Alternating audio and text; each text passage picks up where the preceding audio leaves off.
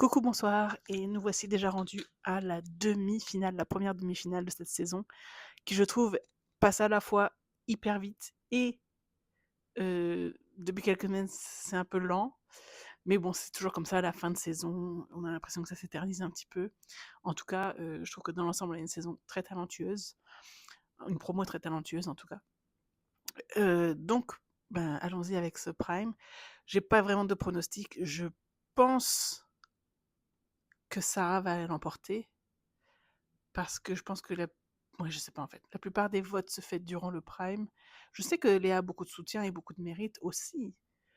Mais voilà, je pense que tout la communauté d'où Sarah vient est en France et peut voter. Celle de Léa ne peut pas. Oui, il y a une cagnotte, mais il faut trouver des téléphones pour les couler, tout ça. Donc, je pense qu'il y a un petit désavantage matériel de ce côté-là. Au niveau du talent, bah, tous les deux ont montré plein de belles choses. On va y venir. Donc, j'ai l'impression que Sarah va remporter cette soirée. Je l'espère aussi, parce que j'avoue que personnellement, je la préfère à Léa. Mais il n'y a aucune fraude, quoi qu'il arrive. Alors ensuite, bah, commençons avec le prime qui s'est ouvert sur Simply the Best de Tina Turner. Alors je vous avoue que je suis moins fan de la version Xena Warrior Princess de cette chanson-là. Je la préfère dans une version plus tendre, plus cool, plus amoureuse presque, qu'on a pu entendre reprise ici et là dans des séries, dans des films et tout. La version ouais, Choc des divas, qui est clairement le parti pris hein, de la mise en scène de cette soirée, moi c'est quelque chose qui me fatigue déjà depuis bien des années. Cela étant dit, belle prestation vocale des deux, belle performance. C'était vraiment une entrée en matière, une entrée dans la soirée très très marquante. Je tiens à dire aussi un grand bravo aux équipes de mise en beauté, parce que tous les deux vraiment sont très bien mises en valeur.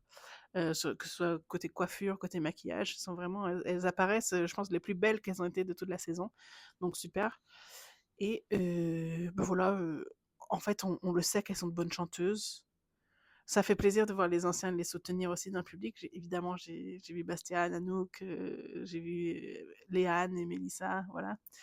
Euh, mais voilà, donc poursuivons. Juste après, c'était le duo, je crois, hein, le duo de Léa avec Garou. Et je me suis dit, déjà, c'est une chanson qu'on n'entend pas souvent.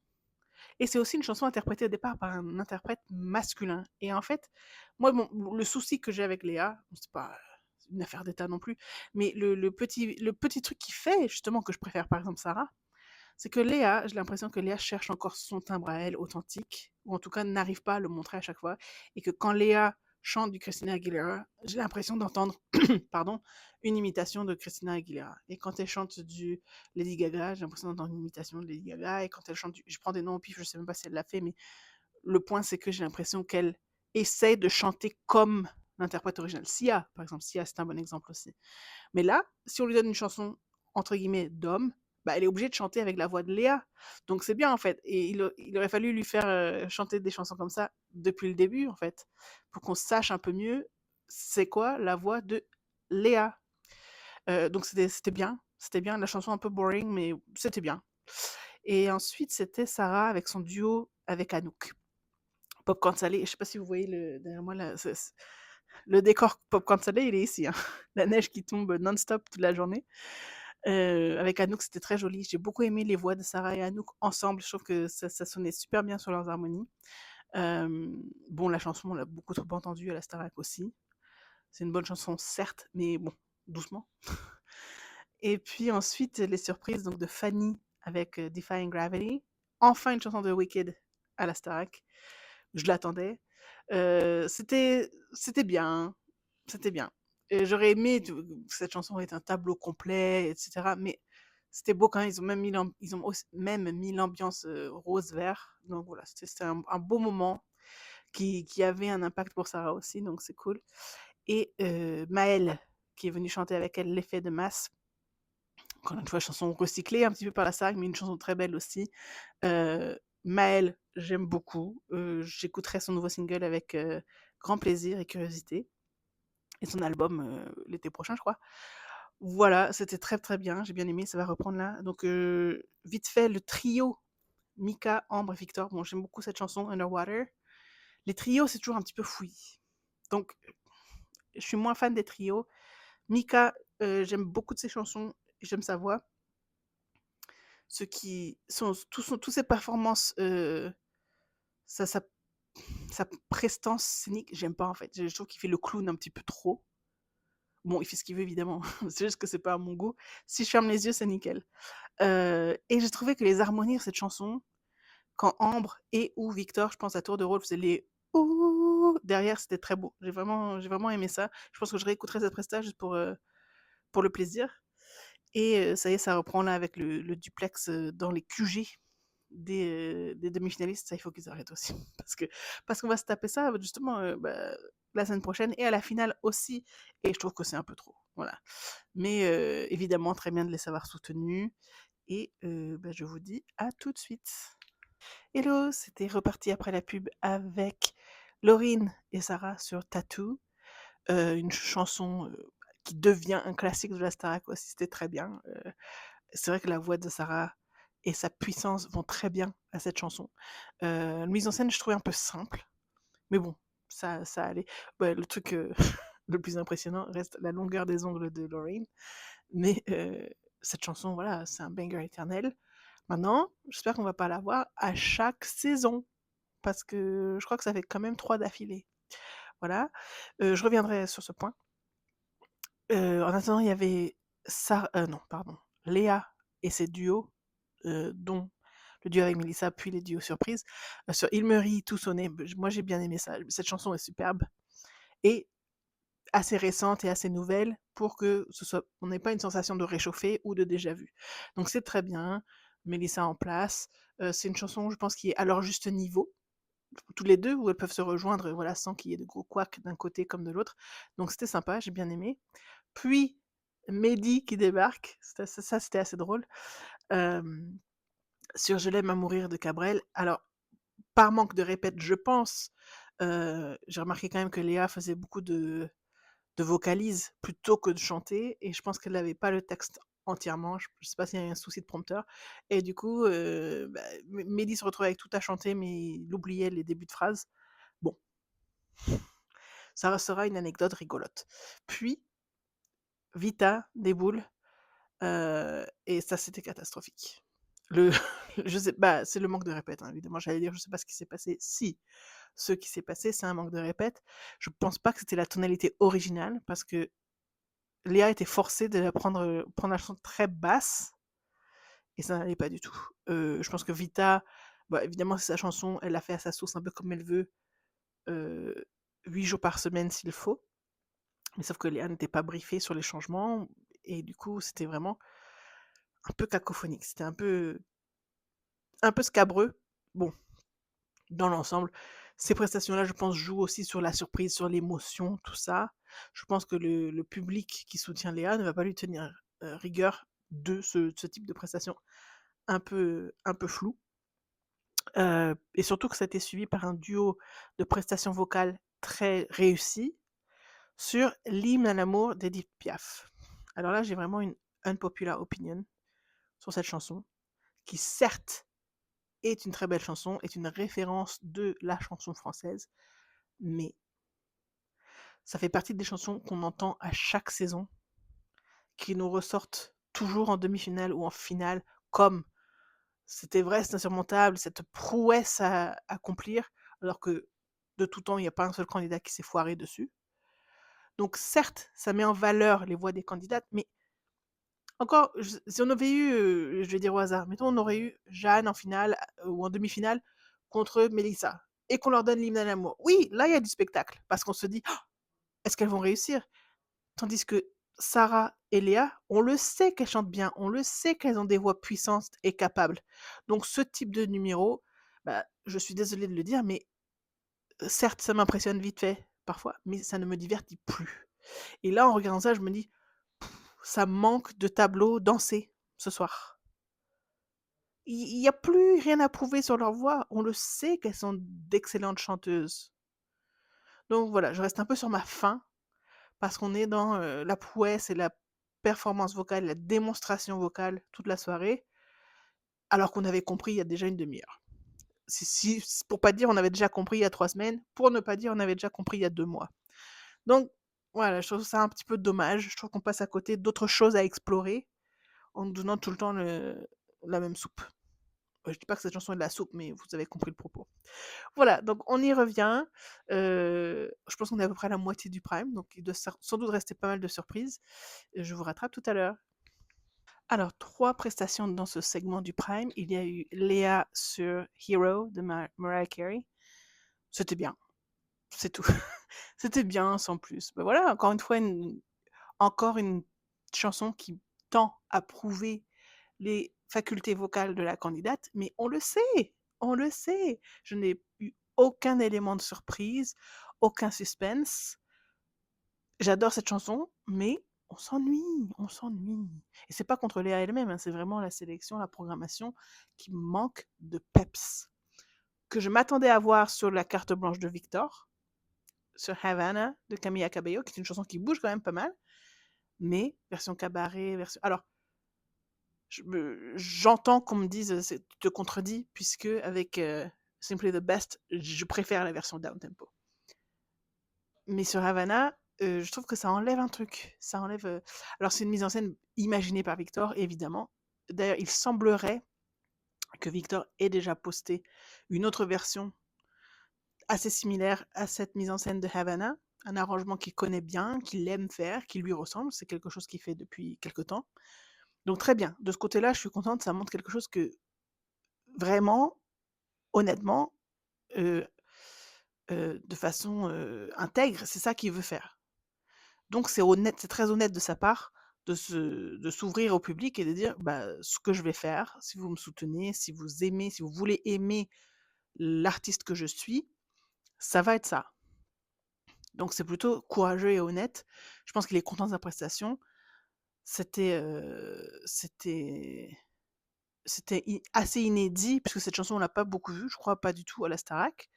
Donc, de ce point de vue-là, c'était divertissant, c'était bien. Est-ce que c'est ce que son public, enfin, Nikos dit il faut pas dire son public. Est-ce que c'est ce que le public qui soutient Victor attend de Victor? L'avenir va le dire, c'est ce que je lui souhaite. Je crois énormément à son potentiel vocal. D'ailleurs, je pense que Victor sur du Mariah Carey, ça serait vraiment impressionnant.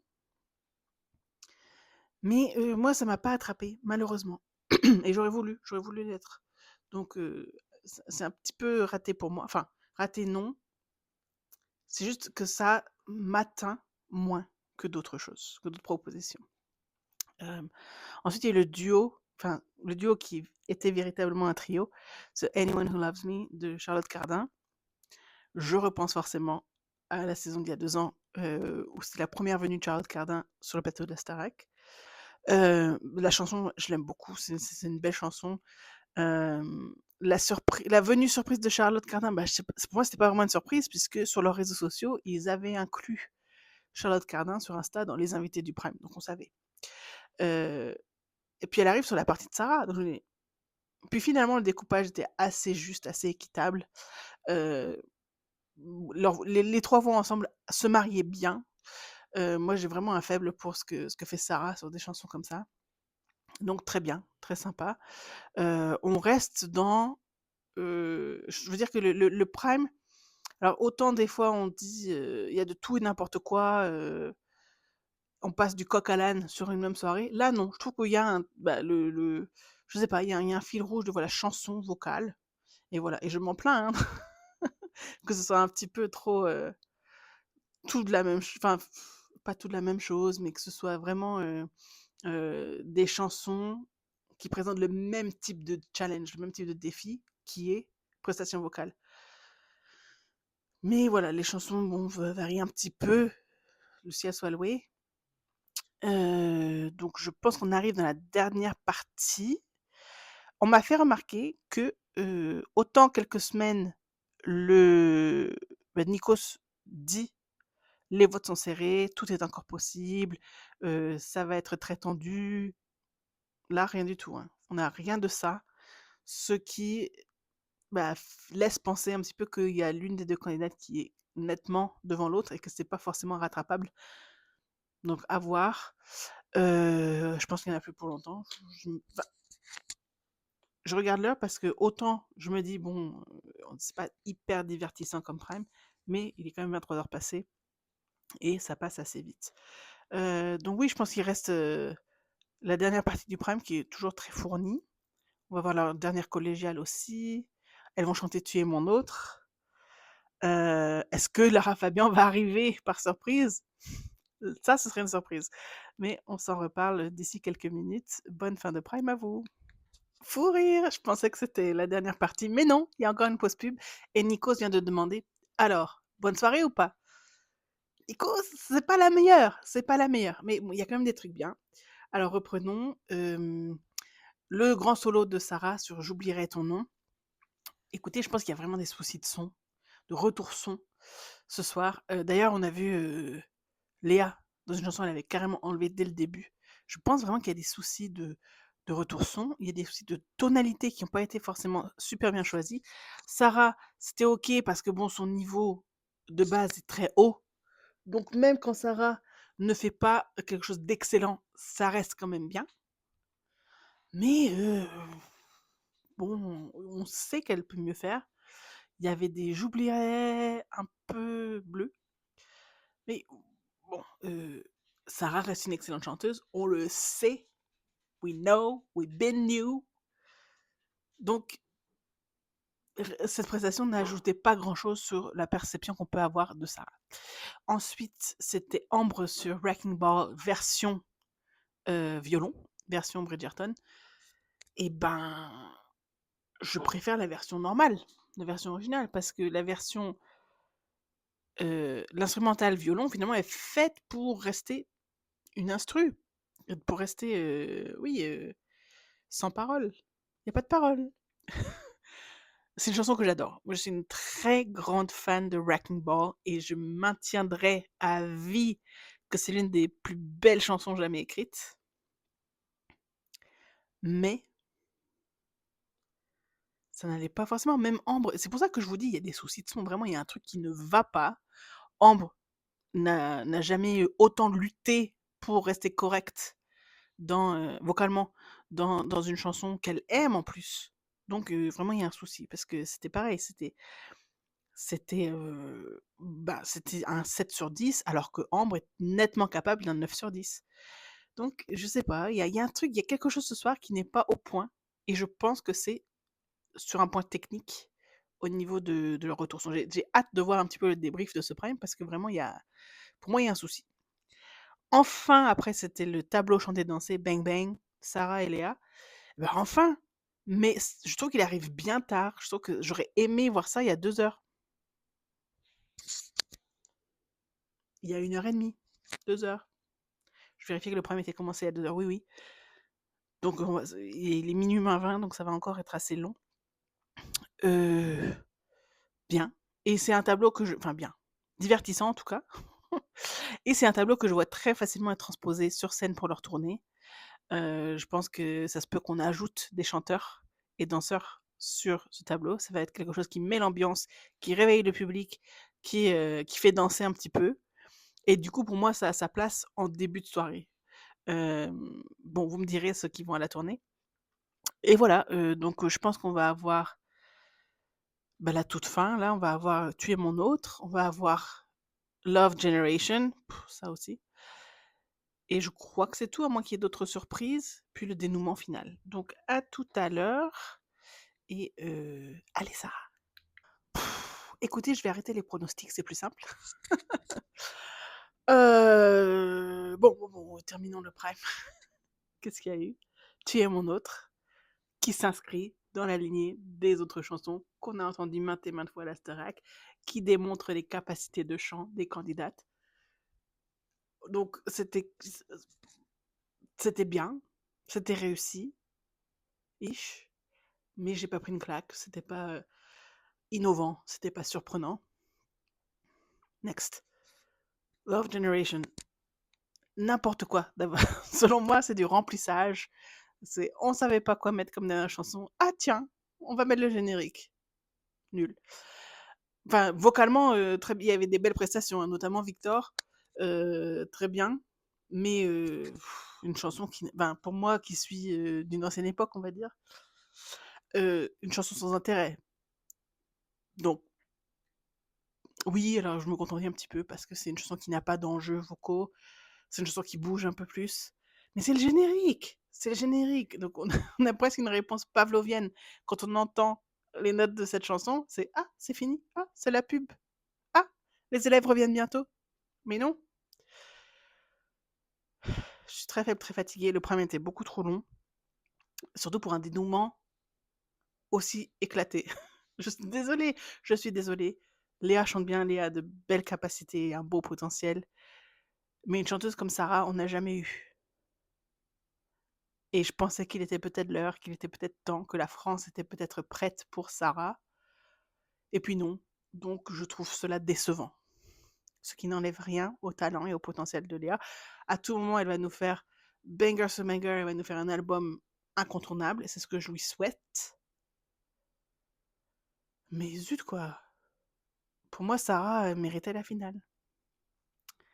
Mais bon, c'était pas la seule, parmi ceux déjà partis. Donc voilà, je m'abstiens de de pronostics pour la suite. J'ai bien en tête qui je vois gagnant ou gagnante, mais je vais même pas le dire parce que je veux pas porter la poisse. Mais vous, dites-moi en commentaire, dites-moi ce qui vous a plu, ce qui vous a déplu. Est-ce que vous êtes un peu ennuyé sur ce problème comme moi? Est-ce que vous avez adoré de A à Z? Êtes-vous heureux du dénouement? Qui voyez-vous contre Léa en finale? Qui voyez-vous remporter la finale? Et puis mettez un petit pouce ou activez la cloche si vous voulez ne manquer aucun débrief. Il y en a plus que 2. Mais voilà, je ferai certainement, au printemps ou à l'été, un petit check-in sur, l'après Starac des candidats aussi. Et voilà, donc soirée un petit peu décevante pour moi, mais je pense qu'on va avoir une très belle demi-finale la semaine prochaine avec Ambre et Victor. Donc je vous dis, bonne fin de week-end et à la semaine prochaine. Bye bye.